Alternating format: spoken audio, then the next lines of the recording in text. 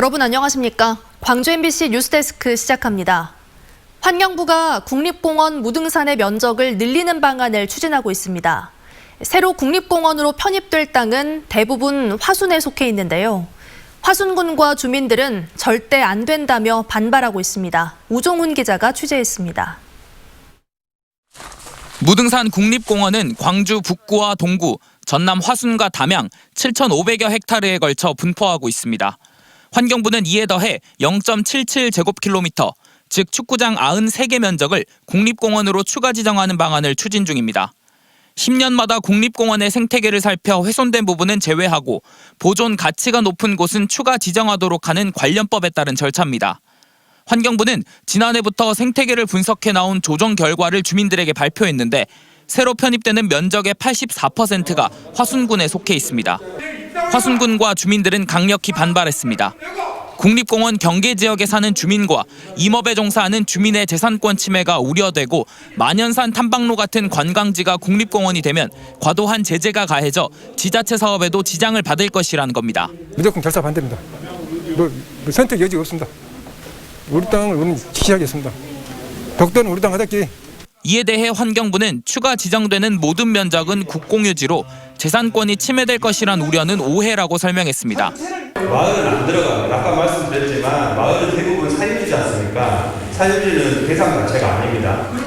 또 전국 국립공원 면적을 조정하는 위원회가 만든 기준으로 보존 가치가 높은 곳만 선별했다며 의도적으로 특정 지역을 많이 지정하고자 나온 결과는 아니라고 덧붙였습니다. 환경부는 주민공청회와 지자체 협의를 마치고 올해 말까지는 조정을 마친다는 계획인데 주민은 물론 지자체인 화순군도 결사 반대를 외치고 있어서 논의가 쉽지 않을 걸로 보입니다. MBC 뉴스 우종훈입니다.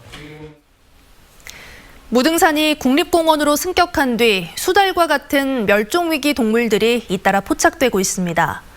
무리를 지어 살아가는 모습이 빈번하게 발견되면서 건강한 생태계로 회복하고 있다는 평가가 나옵니다. 보도에 이다현 기자입니다.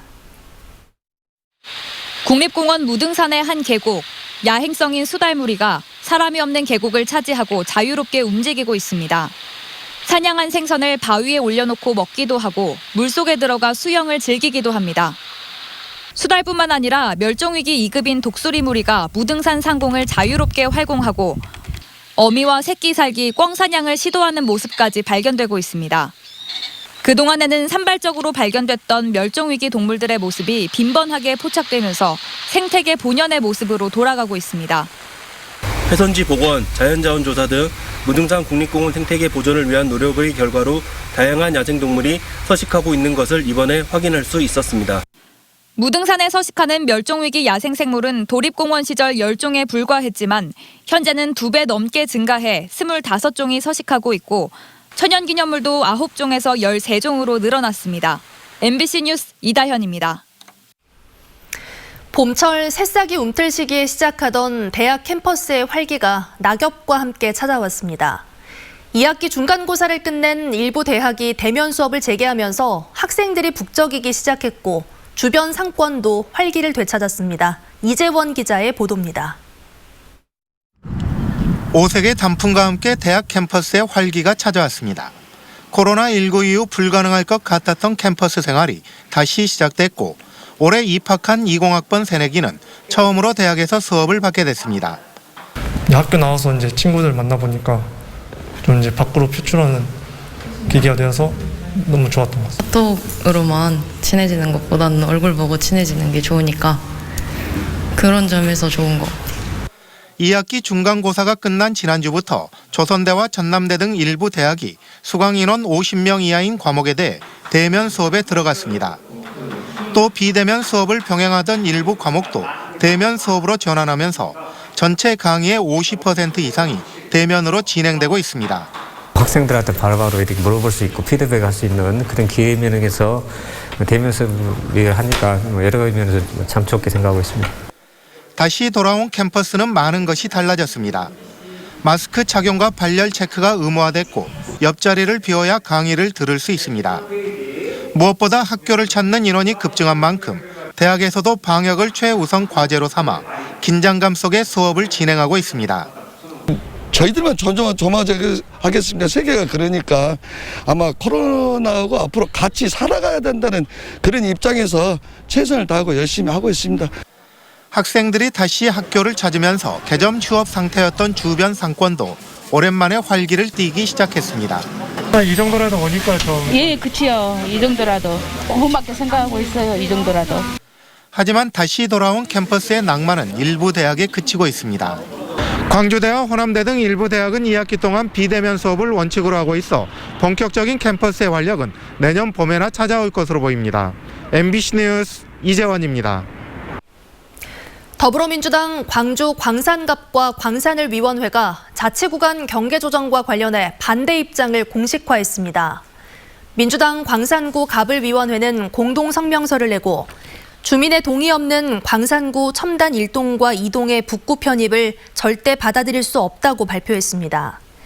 이들은 지난 2017년 인구를 기준으로 마련된 구간 경계 조정안은 구색 맞추기식 졸속 개편안이라며 첨단 1, 2, 3지구를 묶어 가칭 첨단구를 신설하는 것이 새로운 대안이라고 주장했습니다.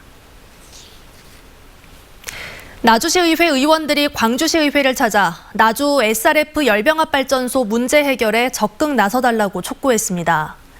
나주시의회는 광주시의회 1층에서 발표한 입장문을 통해 광주에서 발생한 쓰레기를 나주로 보내서는 안 된다며 열병합발전소 문제가 원만하게 해결되도록 광주시와 의회가 나서달라고 요구했습니다. 하지만 나주시 의원들이 행정사무감사가 진행 중인 광주시 의회를 항의 방문하기 전에 사전 조율 없이 일방적으로 통보한 것이 알려져 절차상 부적절하다는 비판이 나오고 있습니다. 경찰이 횡령 등 각종 비위 의혹이 제기된 광주환경공단 이사장을 상대로 내사를 진행하고 있습니다. 광주지방경찰청 광역수사대는 김강열 광주환경공단 이사장에 대한 횡령 혐의 고발장이 접수됨에 따라 내사를 진행하고 있다고 밝혔습니다. 또 채용 비위와 기념품 우회 납품 등 각종 의혹에 대한 첩보도 입수돼 해당 사실을 확인하고 있습니다. 김 이사장은 지난해 인사청문회 당시 횡령과 배임 의혹이 제기돼 시의회가 부적격 의견을 냈지만 이용섭 광주시장이 임명을 강행한 바 있습니다. 광주 동부경찰서는 성폭력 사건 의뢰인을 성추행한 혐의를 받고 있는 국선 변호사 A씨를 검찰에 송치했습니다. A씨는 지난 8월 31일 광주 동구에 위치한 자신의 사무실에서 성폭력 사건의 피해자에게 부적절한 신체 접촉을 한 혐의를 받고 있습니다. A씨는 경찰 조사에서 혐의를 일부 인정한 것으로 전해졌고 경찰은 수집 증거 등을 토대로 A씨에 대해 사전 구속영장을 신청했지만 기각된 바 있습니다. 오늘 오전 7시 40분쯤 담양군 봉산면의 한 건설자재 공장에서 경유 7,100리터가량이 유출돼 그중 일부는 인근 하천으로 흘러들었습니다. 사고가 나자 담양군과 소방당국은 흡착포 등을 이용해 5시간 만에 방제 작업을 마쳤습니다. 군은 나흘 전 주유기가 레미콘에 부딪혀 파손돼 경유가 흘러나온 것으로 보고 정확한 경위를 조사하고 있습니다.